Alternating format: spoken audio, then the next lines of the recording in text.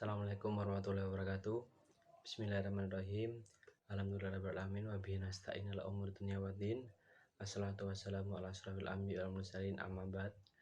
Perkenalkan, nama saya Abid Galang Wijaksono, NPM 22101052032, Fakultas Teknik, jurusan Teknik Mesin. Di sini saya akan membahas tentang aswaja, yaitu tentang hakikat qodok dan qadar. Yang pertama adalah pengertian qodok dan qadar. Qodok menurut bahasa adalah hukum, ketetapan, perintah, kehendak, pemberitahuan, dan penciptaan. Sedangkan qodok menurut istilah adalah ketentuan atau ketetapan Allah SWT dari sejak zaman azali tentang segala sesuatu yang berkenaan dengan makhluknya sesuai dengan iradah atau kehendaknya. Sekarang kita akan bahas tentang qadar. Qadar menurut bahasa adalah kepastian ataupun peraturan dan ukuran. Qadar menurut istilah adalah perwujudan ketetapan terhadap segala sesuatu yang berkenaan dengan makhluknya sesuai dengan iradah Allah SWT. Dari pengertian di atas dapat diketahui bahwa qadar adalah ketentuan, sedangkan qadar adalah pelaksanaan dari qadar Allah. Yang kedua, kita akan membahas tentang dalil-dalil qadar dan qadar. Pertama adalah dalil Al-Quran.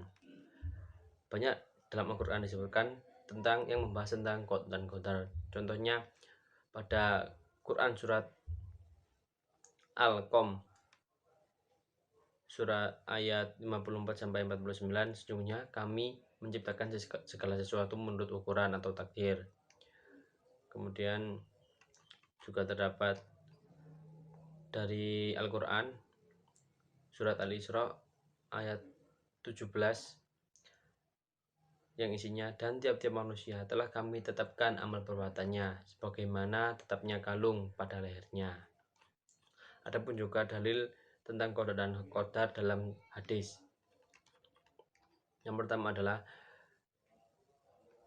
sesungguhnya penciptaan salah seorang dari kalian dikumpulkan dalam suatu perut ibunya dalam 40 hari dalam bentuk nutfah atau sperma, kemudian berubah menjadi alaqah, segumpal darah selama 40 hari, kemudian berubah menjadi mugdah atau sepotong daging selama 40 hari, kemudian malaikat dikirim kepadanya, kemudian malaikat meniup ruh kepadanya, dan malaikat tersebut diperintahkan 4 hal: menuliskan rezekinya, menuliskan ajalnya, menuliskan amal perbuatannya, dan menuliskan apakah ia celaka atau bahagia. Demi zat yang tidak ada Tuhan yang berhak disembah kecuali Dia, sesungguhnya salah seorang dari kalian pasti mengajarkan amal perbuatan penghuni surga, hingga ketika jaraknya dengan surga cuma satu lengan, tiba-tiba ketetapan berlaku padanya, kemudian ia mengerjakan amal perbuatan penghuni neraka, dan ia pun masuk neraka. Sesungguhnya salah seorang dari kalian pasti mengerjakan amal perbuatan penghuni neraka, sehingga kita jaraknya dengan neraka cuma satu lengan. Begitu. Itu hadis riwayat Bukhari Muslim. Dan masih banyak hadis-hadis yang mencontohkan tentang qadar dan qadar. Kemudian kita akan membahas tentang kewajiban beriman terhadap qadar dan qadar. Qadar dan qadar merupakan salah satu rukun iman, yaitu rukun iman yang keenam, sehingga sebagian orang yang tidak beriman kita diwajibkan mengimani takdir atau qadar dan qadar. Kemudian kita akan membahas tentang macam-macam takdir. Yang pertama adalah takdir mu'alaq, yaitu takdir yang berhubungan dengan usaha atau ikhtiar manusia. Contohnya, Budi ingin menjadi juara kelas, maka ia belajar dengan keras. Di sini kita melakukan ikhtiar untuk merubah takdir mu'alaq kita, yaitu yang takdir yang masih bisa diubah. Contohnya kita ingin mengusahakan suatu prestasi atau suatu keinginan, seperti kita ingin membeli mobil atau membeli motor, kita berusaha dengan menabung. Begitu. Yang kedua adalah takdir mubram.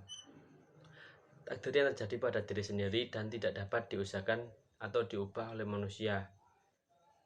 Atau untuk simpelnya itu takdir yang tidak bisa dirubah, yaitu datang dari Allah SWT.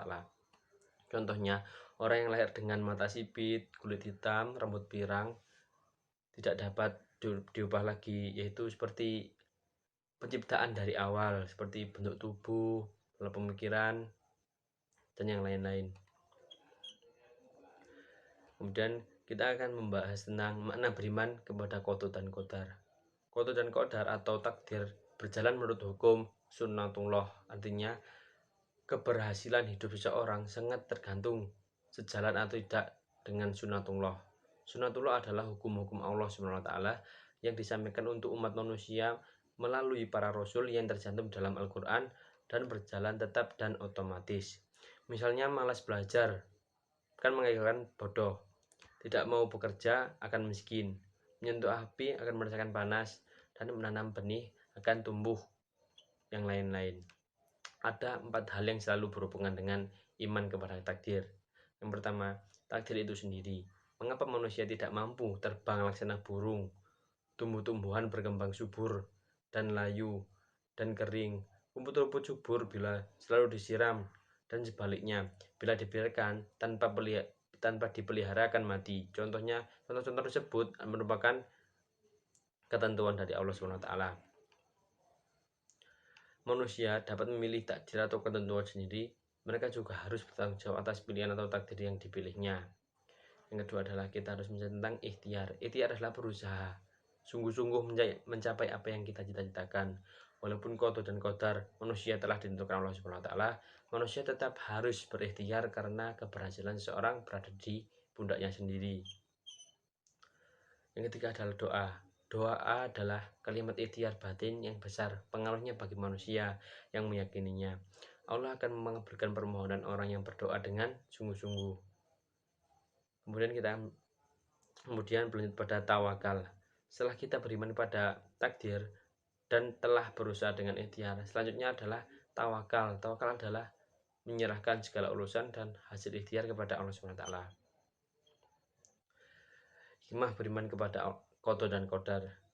Yang pertama adalah semakin yakin yang terjadi di dunia adalah sunnatullah. Jadi kita akan semakin dewasa atau menerima apa adanya. Seperti terdapat kecelakaan, itu merupakan takdir. Kemudian semakin termotivasi untuk berikhtiar guna mencapai cita-cita. Jadi kita akan merasakan hikmah jika beriman kepada qada dan qadar, yaitu semakin termotivasi untuk berikhtiar, jadi menambah semangat atau semakin sergap kalau bahasa Jawanya. Kemudian keyakinan akan pentingnya doa bertambah, jadi keyakinan akan dikabulkannya doa, optimis itu akan bertambah. Tidak mudah putus asa jika mengalami kegagalan, karena kita akan selalu percaya bahwa semuanya adalah takdir. Kemudian penerapan perilaku qada dan qadar. Apa saja prakteknya? Yang pertama adalah menjauhkan dari perilaku sombong dan putus asa. Kemudian yang kedua merubahnya bersyukur dan sabar. Yang ketiga optimis dan semangat bekerja.